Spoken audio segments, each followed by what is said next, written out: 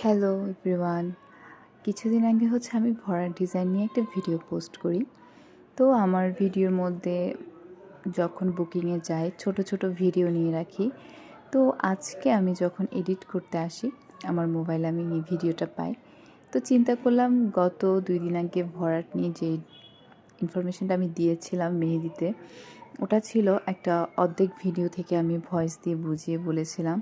কিন্তু আজকে যখন আমি ফুল ভিডিও পেয়ে গেছি, তাই আমি আবার ভরার ডিজাইন সম্পর্কে আপনাদেরকে একদম ভালো করে বুঝিয়ে বলছি।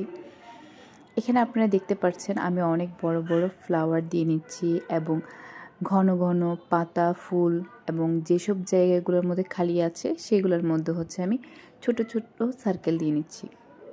আপনারা চেষ্টা করবেন যত বেশি ফ্লাওয়ার পাতা এবং আপনার সার্কেল দেওয়া যায় দেওয়ার জন্য, কারণ ভরাট করার পর আপনার প্রথমে মনে হবে যে আপনি অনেক বেশি এঁকে ফেলছেন, তো ভরাট করার কোনো জায়গাই থাকবে না।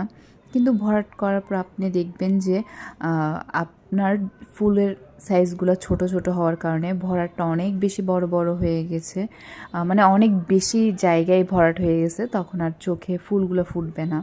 তাই ফুলগুলো একটু বড় করার চেষ্টা করবেন এবং ভরাটটা তাহলে দেখতে সুন্দর লাগবে। আর অবশ্যই ভরাট করার সময় মানে ভরাট করার আগে আপনার ফুল পাতাগুলোকে শুকানোর জন্য সময় দেবেন, তারপর ভরাট করবেন।